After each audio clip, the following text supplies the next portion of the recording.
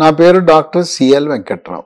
రాత్రిపూట పడుకునే ముందు ఏమి చేస్తే గాఢ నిద్ర వస్తుంది అనేది ఆలోచిస్తే, పడుకునే ముందు భోజనం చేసిన తర్వాత ఒక గ్లాసుడు పాలు, ఆ పాలలో కొంచెం మిరియాల పొడి, పసుపు వేసుకుని ఒక పాలు తాగటం నిద్ర రావటానికి ఉపయోగపడుతుంది.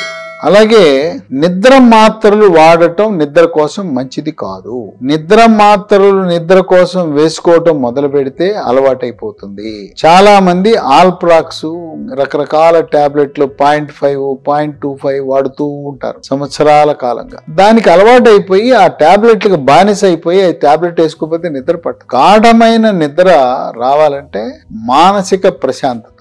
మంచం మీద పడుకోగానే కొంతమంది నిద్రపోతారు. ఎవరైతే ఉదయము సాయంత్రము యోగా, ప్రాణాయామము, ధ్యానం చేస్తారో, ఆటలు ఆడతారో, తాజా పండ్లు, కూరగాయలు, ఆకుకూరలు, డ్రై ఫ్రూట్స్ ఎక్కువ తింటారో వాళ్ళకి తొందరగా నిద్ర వచ్చేస్తుంది. మధ్యాహ్నం పూట భోజనం చేయగానే 2-3 గంటలు నిద్రపోయి మళ్ళీ రాత్రి నిద్రపోమంటే నిద్ర రాదు. కనుక రాత్రి పూట గాఢమైన నిద్ర రావాలంటే మధ్యాహ్నం పూట పడుకోవద్దు. మధ్యాహ్నం పూట కుర్చీలో కూర్చుని 10-15 నిమిషాలు రెస్ట్ తీసుకోవచ్చు. కొంచెము నాప్ అంటారు, కొద్దిగా రిలాక్సేషన్ అవ్వాలి. కానీ మంచం మీద పడుకుని గురకబెట్టి నిద్రపోవు. మధ్యాహ్నం నిద్రపోతే రాత్రిపూట నిద్ర కోరుకోబాకండి.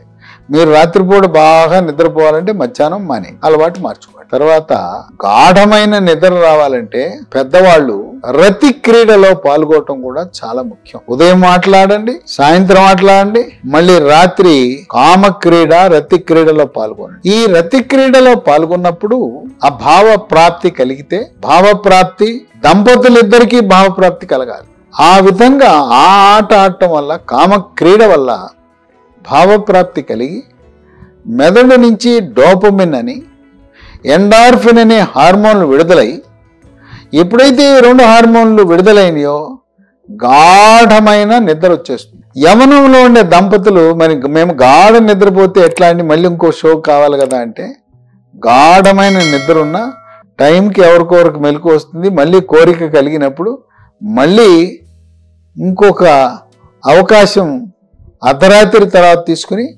మరొకసారి రతి క్రీడ, కామ క్రీడలో పాల్గొనే అవకాశం కూడా వస్తుంది. ఎవరైతే భారీ కాయము, స్థూలకాయం ఉంటుందో వాళ్ళకి నిద్ర రాదు. చెడు అలవాట్లు ఉంటాయి, సిగరెట్, బీడి, చుట్ట, గుట్కా, పాన్ పరాగ్, నిద్ర రాదు. తర్వాత మద్యపానం మొదట్లో ఏదో కొద్దిగా మగతగా ఉంటుంది, తర్వాత డోసు పెంచుకుంటా పోయినా 1/2 లీటర్ తాగినా నిద్రే రాదు. కనుక ఇటువంటి చెడు అలవాట్లు ఉన్న వాళ్ళకి, మద్యపానము, ధూమపానం లాంటి అలవాట్లు ఉన్న వాళ్ళకి గాఢ నిద్ర రాదు. మానసిక సమస్యలు ఉంటాయి, కుటుంబ సమస్యలు ఉంటాయి, అప్పులు, భార్యాభర్తల మధ్య ఘర్షణ, ఆఫీస్కి వెళ్తే అక్కడ బాసు సతాయించటం, ఇవన్నీ ఉన్నప్పుడు లేదు రేపటికి హోంవర్క్ ఇంటికి తెచ్చుకుంటారు. పిల్లలు తెచ్చుకున్నట్టు హోంవర్క్ ఉద్యోగస్తులు ఆఫీసులో చేయాల్సిన పని ఇంటికి తెచ్చుకుని, ఓ పక్క తల్లిదండ్రి హోంవర్క్ చేస్తుంటే మరో పక్క పిల్లలు హోంవర్క్ చేస్తుంటారు, స్కూల్ హోంవర్క్. ఆ విధంగా ఆఫీసులో చేయవలసిన పనిని ఇంటికి తెచ్చుకుని నిరంతరం ఇంటికి వచ్చిన తర్వాత కూడా సెల్ ఫోన్లు మోగుతూ ఉంటాయి. సెల్ ఫోన్లు మోగుతా ఉంటే ఇంక నిద్ర ఎక్కడ పడుతుంది? మీకు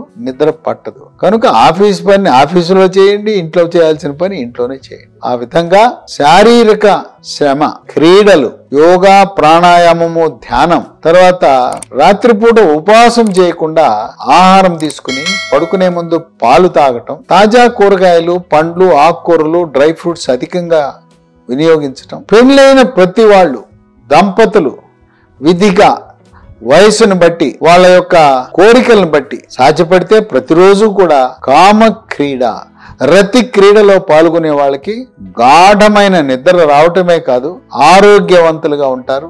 ఉత్తేజంగా, ఉల్లాసంగా పనిలో మరుసటి రోజు నిద్ర లేచిన తర్వాత ఏకాగ్రత గాని, జ్ఞాపక శక్తి గాని ఎంతో ఆనందంగా వాళ్ళ విధి నిర్వహణ చేయగలుగుతారు. ఈ విధంగా ఈ పద్ధతులు పాటించడం ద్వారా మీరు గాఢమైన నిద్రలో మునిగి తేలండి.